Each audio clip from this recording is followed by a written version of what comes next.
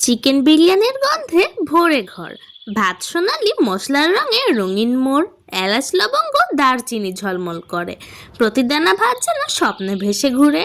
মুরগির টুকরো রোস্ট রঙে লাল সোনালি মশলার সঙ্গে মিলে স্বাদে আসে মায়া, ধনেপাতা পুদিনা ছটিয়ে দিয়ে সাজানো, প্রতি কামড়ে স্বর্গীয় আনন্দ ভর ঘরা। পেঁয়াজ ভাজা ঝরঝরে সুগন্ধি ছড়ায়, চিকেনের রস ঝরে মুখে আনন্দ বাড়ায়, দই রসুন আদার মিশ্রণ নিখুঁত করে, ভাত আর মুরগি একসাথে মন ভরে, চামচে ভরা ভাত মুরগির সঙ্গে খেলে, প্রতি কামড়ে যেন স্বাদের গান চলে।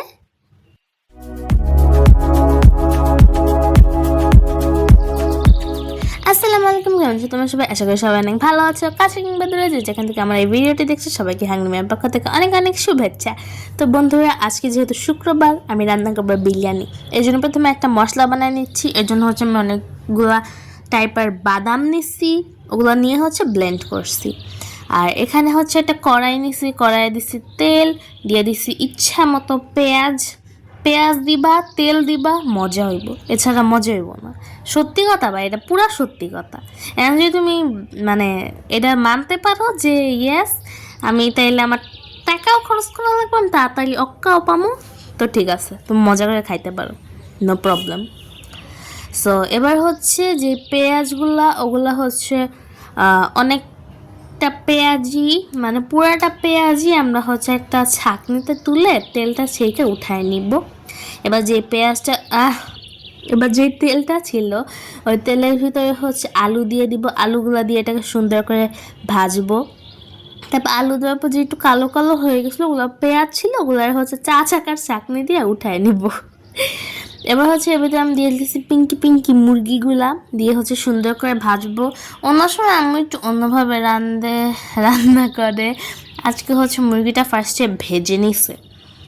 তো এবার হচ্ছে এই তেলের ভিতরে দিয়ে দিব ওই বাদামের পেস্টগুলো। এখানে কাজু বাদাম, কাঠবাদাম, তারপর হচ্ছে ওই যে বাদামগুলো ছিল্লা খাওয়া লাগে, কাঠবিড়ালি যেগুলো খায়, নাম জানি না আমি, ওই বাদামগুলা। তারপর হচ্ছে এখানে আমি দিয়ে দিচ্ছি ম্যাজিক মশালা। তোমরা এই ম্যাজিক মশালার রেসিপিটা অবশ্যই দেখছিলা হইতে পারে, এটা কিছুদিন আগে আপলোড করছিলাম। আমি বলছিলাম এটা আমি সবসময় ইউজ করবো, দেখতেছো প্রমাণ। তো এবার হচ্ছে এবারে আমি দিয়ে দিতেছি গুঁড়া আর হচ্ছে একটু তেল। এবার দিয়ে দিতেছি মরিচের গুঁড়া, আগেটা ছিল হচ্ছে ধনিয়ার গুঁড়া আর হচ্ছে ইসের গুঁড়া, আর এখানে দিয়ে দিতেছি হচ্ছে বিরিয়ানির মশলা। দিয়ে হচ্ছে এটাকে সুন্দর করে একটু মিক্সড করে নিব। আর হচ্ছে যে ব্লেন্ডার থেকে আমি এটা ঢাললাম, ওই ব্লেন্ডারটা ধুয়ে যে পানিটা থাকে ওটা একটু দিয়ে দিব, বুঝছো? তো এবার হচ্ছে এবার একটু লবণ দিয়ে দেবো, দিয়ে হচ্ছে এটাকে সুন্দর করে একটু মিক্স করে নিব। আর জানো একটা কথা কি, আম্মু আমার ছোটোবেলাতে যতবার বিরিয়ানি রাঁধছে, প্রতিবার বিরিয়ানির স্বাদ একটু একটু করে বাড়ে, কীভাবে আমি বুঝি না। তো এবার এর ভিতরে মুরগিগুলো দিয়ে দিব।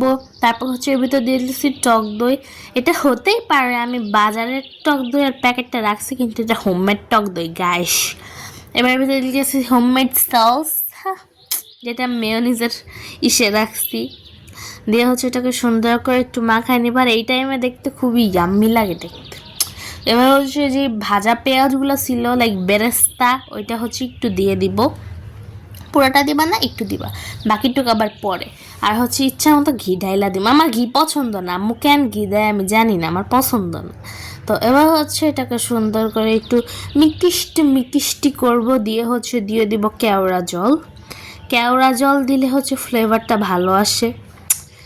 তো দিয়ে হচ্ছে এবার এটাকে সুন্দর করে একটু মাখায় নিবার। দেখা মনে হয় তাদের ইসের খাওন তৈরি করা হইতাছে, চুড়েলের খাওন দিয়া। আমার অনেক লাল লাল লাগতেছে দেখতে, নতুন ক্যামেরাটা একটু লাল লাল। তো এবার আলু দিয়ে দিব আর হচ্ছে পোলাওয়ের চাল দিয়ে দেবো। পোলাওয়ের চালটা আগে থেকে হচ্ছে ধুয়ে রাখছিলাম।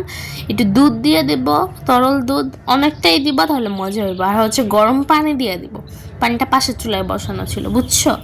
তো এবার হচ্ছে এর ভিতরে দিয়ে দিব কাঁচামরিচ, দিয়ে দিচ্ছি কয়েকটা। দেওয়ার পর হচ্ছে এটাকে শুকানো লাগবে। আচ্ছা, তোমরা কি ভাবতেছো যদি আমরা এটাকে এরকমভাবে রেখে দিই, এটা হবে বিরিয়ানির স্যুপ? তো এবার হচ্ছে এটাকে ঢেকে দিব আর অনেকক্ষণ পরে আমাদের বিরিয়ানিটা রেডি। আচ্ছা, আমি এখন একটা জিনিস বুঝলাম না, যে সিন্ড্রেলার কাহিনীটা, হ্যাঁ ওইখানে কি ওর জুতা খুইলা পইরা যায় দৌড়াইতে গিয়ে, ঠিক আছে, একটা হিল ছিল এটা খুলে পড়ে গেছে। তো তারপর হচ্ছে ওই যে প্রিন্স যে সবার ঘরে ঘরে গিয়া পা মাপছিল, পুরা রাজ্যে তো ওই মাপের মানে ওই পায়ের মাপের কেউ ছিল না, শুধু ওর পায়ে ফিট হয়েছে। হ্যাঁ, তো এটা যে সিন্ড্রেলার পায়ে ফিট হয় জুতাটা, তো কেন এটা খুইলা পইরা গেছিল, এ কথাটা আমার কেউ বুঝাও। মানে আমি মাঝে মধ্যে না বুঝি না। তো এবার হচ্ছে দিয়ে দিতেছে হচ্ছে ডিম, আর এখানে আমি মানুষের ডিমটা ইউজ করেছি, তোমরা চাইলে বাঘের ডিম অথবা হাতির ডিম ইউজ করতে পারো। তারপর হচ্ছে এই আমি কি বললাম, থুকু তবা এখানে আমি ডাইনোসরের ডিমটা ইউজ করেছি। আসলে ডাইনোসরের ডিম আর মানুষের ডিমের রঙটা একই, তো এই জন্য বুঝতে পারিনি। তো তোমরা চাইলে এখানে যে কোনো ডিম ইউজ করতে পারো। জেব্রার ডিমটা মজা আছে, তারপর তেলাপোকার ডিম, টিকটিকির ডিম, এগুলো খুবই মজা, আমি খাইছি, বুঝছো। তো আমাদের বিরিয়ানিটা রেডি, খুবই জুসি একটা বিরিয়ানি হয়েছে। তো আমাদের কাছে যদি আজকের ভিডিওটা ভালো লাগে তো প্লিজ লাইক, কমেন্ট, শেয়ার এবং সাবস্ক্রাইব করে দিও। প্রতিদিন এক কথা কইতাম না, আমার ভালো লাগে না, তোমরা লাইক করবা। তো এটা হচ্ছে একটা ঝরঝরে বিরিয়ানি, যেটা তোমরা দেখেই বুঝতে পারতেছো। দেখো চালগুলা কিন্তু একটা একটার সাথে এঁটে নেই।